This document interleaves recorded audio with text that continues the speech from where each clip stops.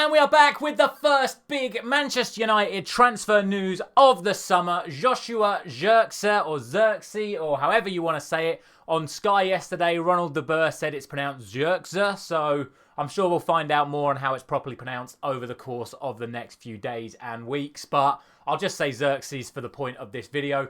Once a Bayern Munich talent, he went on loan to Anderlecht and impressed there. He was then sold on to Bologna. A disappointing first season for him, but a fantastic second season for him last season. Saw him get in to the Dutch squad for these Euros. He wasn't really utilised as well as I think many people would have expected. They seemed to opt for Wout Weghorst over Zirkzee for this tournament. He obviously came on in the last minute against England last night.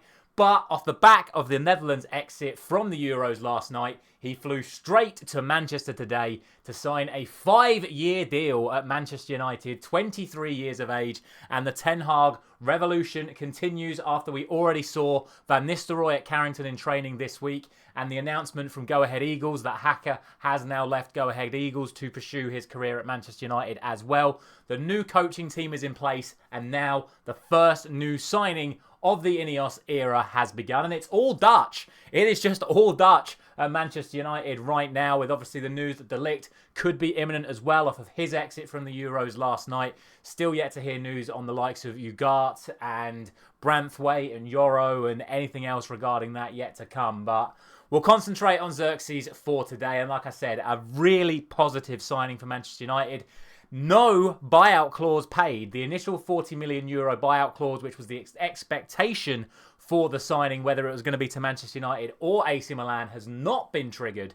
Instead, Manchester United have put a pay structure in place whereby it is going to be paid over the course of 3 years for a slightly higher fee, thus meaning that we'll have more available budget for us to spend in this window, obviously at the expense of some budget in future windows. But this is about getting players into the football club for this Ten Hag resolution right here, right now. And the fact that we've got this first deal over the line now, with good enough time, it's still a month until the Charity Shield. It's a month yesterday is the Charity Shield. So we've got plenty of time to get Zirkzee into the team and get himself sorted. Obviously, he is now going to have some sort of vacation and holiday off the back of being eliminated from the Euros.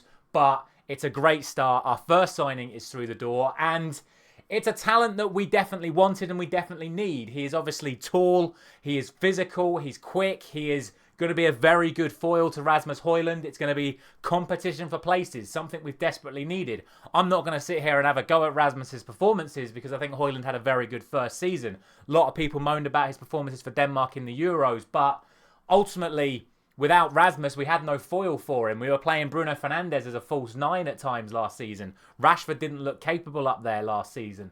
Martial was never fit. Martial's been moved on. So unless we were going to start turning to the likes of Hugill and Wheatley, we needed a new striker. Zirkzee is the one that has been chosen, and Zirkzee signs for Manchester United today on a 5-year deal. And I'm excited to see what he can bring to the table. And obviously, like I said, he's Dutch as well. He's going to be obviously linking up with our new striker coach, Ruud van Nistelrooy. Manchester United's arguably greatest ever striker in the Premier League, one of the greatest Premier League strikers of all time. If he can impart his striking prowess and knowledge to Hojland and Zirkzee, both in their young 20s, what a strike partnership it could be. And it might well be a partnership. I don't think it will be. I think it will be one or the other. But you keep both of them fit. We're in multiple competitions next season. Obviously, we are still in Europe because of the Europa League, because we won the FA Cup. So we're going to need a striker available to us at all times. And it takes a weight off of Rasmus and allows him the time to develop further. And look, like I said, we signed Rasmus off the back of a very good season in Serie A. And in my opinion, despite a slowish start, I was really impressed with Rasmus last season. Now we've signed another young forward who's had a good season in Serie A, and hopefully he can do the same. I'm very excited. It's the first of what I'm hoping is going to be many signings under the Ineos and Ten Hag umbrella. Really, really looking forward to see what he can bring to the table. And like I say, it's the first big signing. It won't be the last.